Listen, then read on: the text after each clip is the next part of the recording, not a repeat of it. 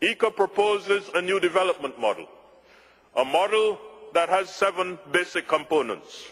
State policies that support a multidimensional, multi-sectoral focus on agriculture and rural life. Strategies to increase investment in agricultural research, innovation and technology transfer. A new agricultural education curriculum that does not teach agriculture as primary production, but teaches agriculture as the whole commodity chain from soil to the table. Reform of our ministries of agriculture, new policies on food consumption and nutrition, a global partnership focused on reducing world food insecurity, and an ecologically friendly approach in all of this. Let me say a few words with respect to nutrition. We have seen that chronic non-communicable diseases have now become the primary health concern in the world. Diabetes, heart disease, stroke and hypertension are the major cause of death in many of our countries. Poor quality food is one of the important risk factors responsible for these diseases, and consequently access to good nutrition and good nutritious food will be a critical part of the solution to these problems. In addition, obesity and malnutrition are evidence of today's nutritional challenges. In a recent WHO study quoted by Jay Uris, indicates that the countries of Latin America and the Caribbean are spending $10.7 billion for medical care of persons with diabetes.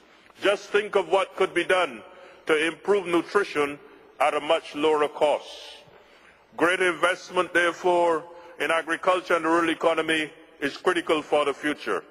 This new development model must be multi-sectorial and multidimensional, ensuring social and political stability, promoting the competitiveness of agriculture and rural economic activities, creating rural agricultural and non-agricultural employment to support acceptable levels of livelihood in rural areas.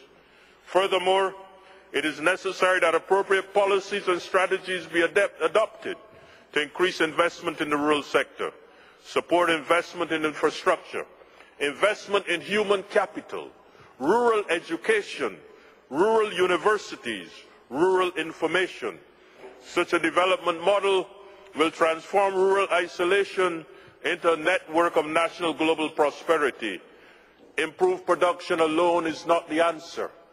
We must provide opportunities for growth and for wealth and for employment so that the rural poor can achieve their dreams.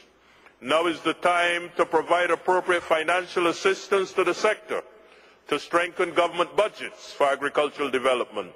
For increased food security in any nation, we need institutions that recognize the investment in the food and agricultural sector is good business.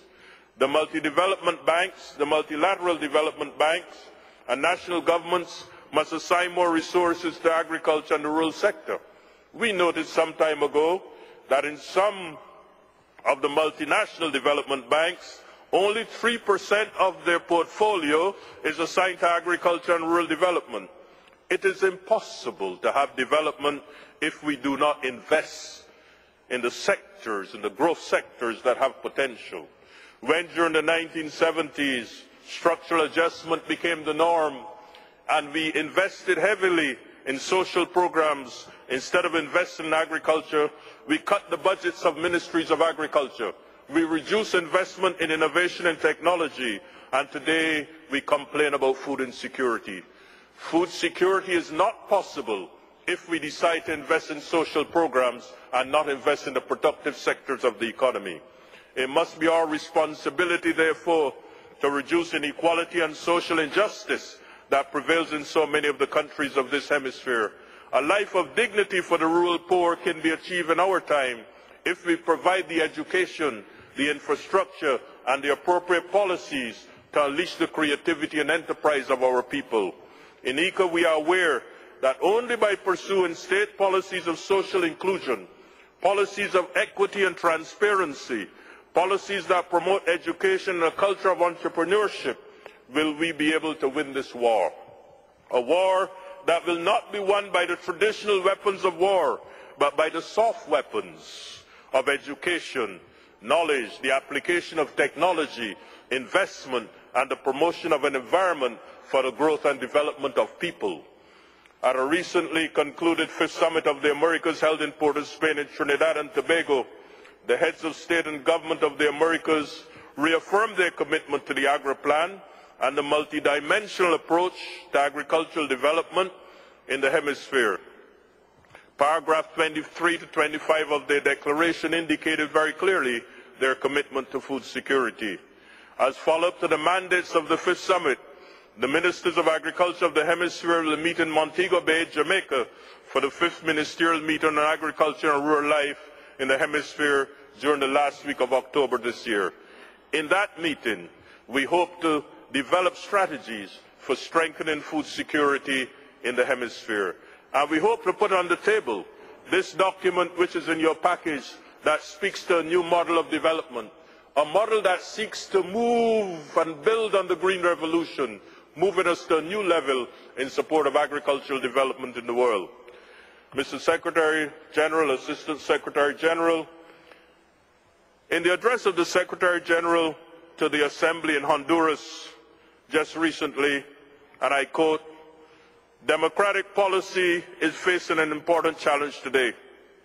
Rather, it lies in demonstrating that democratic governments have the capacity to solve the problems of poverty, exclusion, environmental quality, public security that are affecting the majority of our people. The proof of democracy resides in showing that governments are able to improve the standard of living of their citizens, and that democracy is also good because it governs best." End of quote. We are in agreement with these sentiments, and we hope that our leaders will incorporate the promotion of a modern agricultural sector as a strategic goal for integral development. We also share the sentiments of John Boy Orr, Nobel Peace Laureate and the first FAO Director General, who said, "You cannot build peace on empty stomachs." And Norman Borlaug, who wrote, "The world cannot be at peace until the small farmers of the developing countries are helped to feed themselves and escape poverty." Finally, this hemisphere has about 800 million people, 200 million of which are in poverty. It therefore means that there are 600 million that are not in poverty. If each of us were to help to move one person out of poverty in this hemisphere, we will not only achieve the Millennium Development Goals, but we will eradicate poverty from our hemisphere. In the last 25 years, the world has seen a reduction in attention to financing agriculture. Development banks have dismantled their agricultural divisions.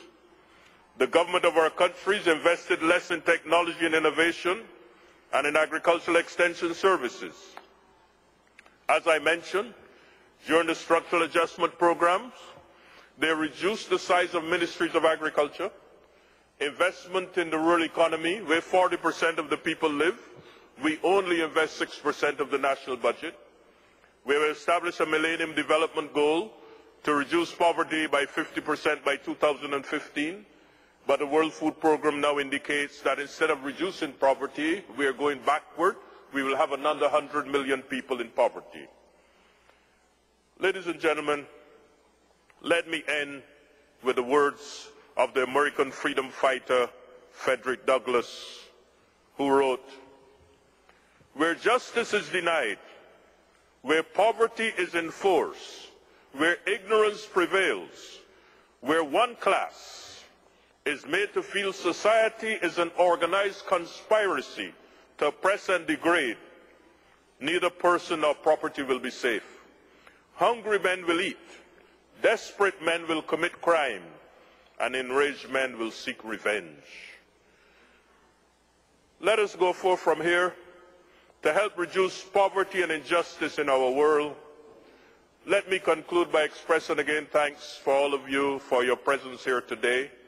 And I hope that together we can once again use agriculture for furthering the development goals of our countries and reduce poverty and food insecurity in our hemisphere. Thank you very kindly.